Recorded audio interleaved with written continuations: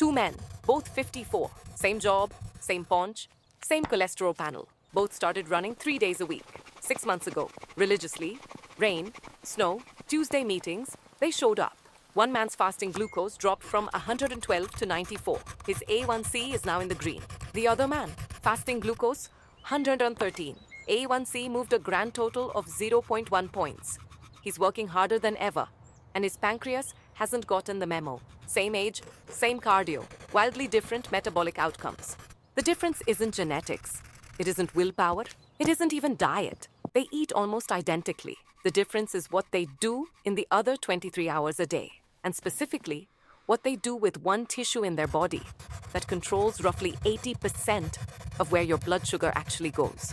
Here's the thing, nobody told you when your doctor said, get more exercise. Not all exercise lowers blood sugar. In fact, the type of exercise most men over 40 reach for, steady-state cardio, the treadmill, the elliptical, the long Sunday bike ride, is one of the least efficient tools for moving glucose out of your bloodstream and into where it belongs. A 2010 review in the Journal of the American Medical Association compared men with type 2 diabetes doing aerobic training, resistance training, or both. Resistance training alone dropped HbA1c more than aerobic training alone. Combined was best. Cardio by itself, modest, almost polite. So before you cancel your next jog, let me be very clear about what I'm not saying. I'm not saying cardio is useless. Your heart loves it. Your lungs love it. Your mood loves it.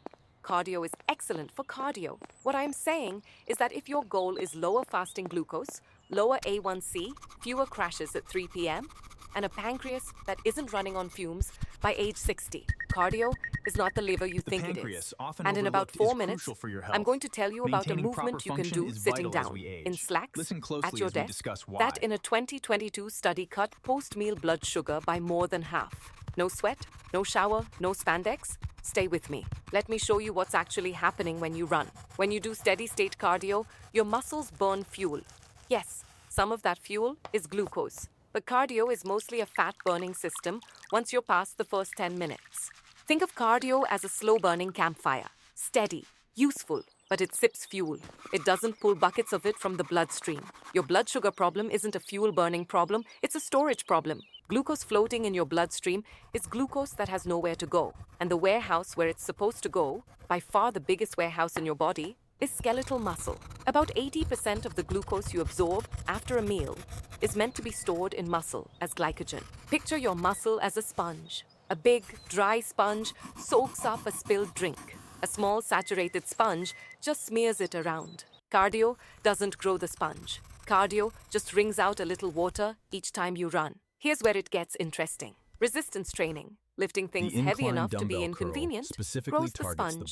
More muscle tissue means more glucose receptors, called GLUT4 transporters, sitting on the surface of more cells, ready to vacuum glucose out of your blood. A 2013 meta-analysis in sports medicine found that men doing resistance training twice a week reduced HbA1c by an average of 0.48 percentage points. Comparable to some oral diabetes medications. They didn't lose significant weight.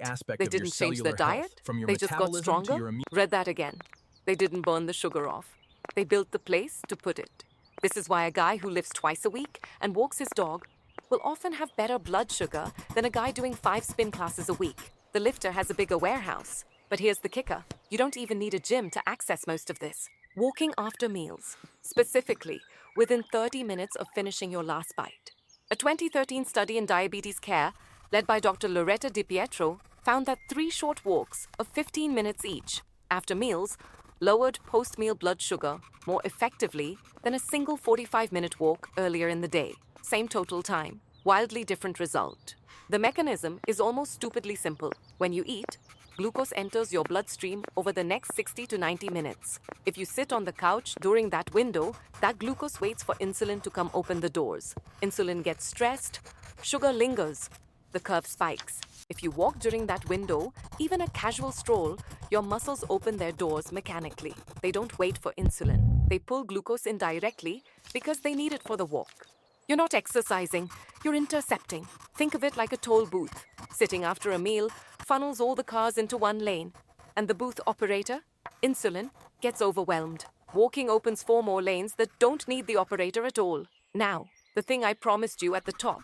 In 2022, a research team led by Dr. Mark Hamilton published a study in the journal iScience on something they called the soleus push-up. The soleus is the deep muscle in your calf, the one you forget exists. When subjects performed slow, repeated activation of that single muscle while seated, essentially raising the heel off the floor over and over for several hours, their post-meal blood glucose excursions dropped by 52%, and insulin demand fell by around 60%.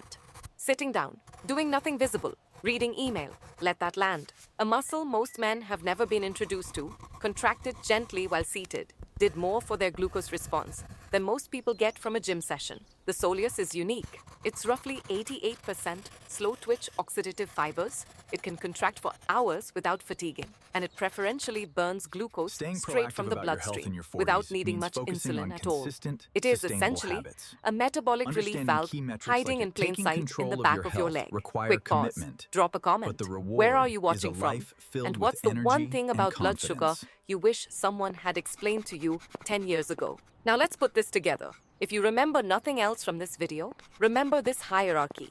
First, walk after meals, 10 to 15 minutes, within 30 minutes of finishing. Non-negotiable. A 2009 study in diabetes care showed even a single 15-minute post-meal walk reduced 24-hour glucose levels in older adults at risk for diabetes. It is the highest return on the lowest effort in metabolic health. Second, lift heavy things twice a week. 2 sessions, 40 minutes. Compound movements, squats, presses, rows. You're building the warehouse. Bigger warehouse, lower blood sugar, forever. Third, if you're stuck at a desk, learn the soleus push-up. Heels up, heels down, slowly while you work. It looks ridiculous. It works. Cardio is fine. Cardio is great for your heart, but your heart isn't where your blood sugar is being stored. It's where it's being delivered from. You don't have a delivery problem. You have a warehouse problem.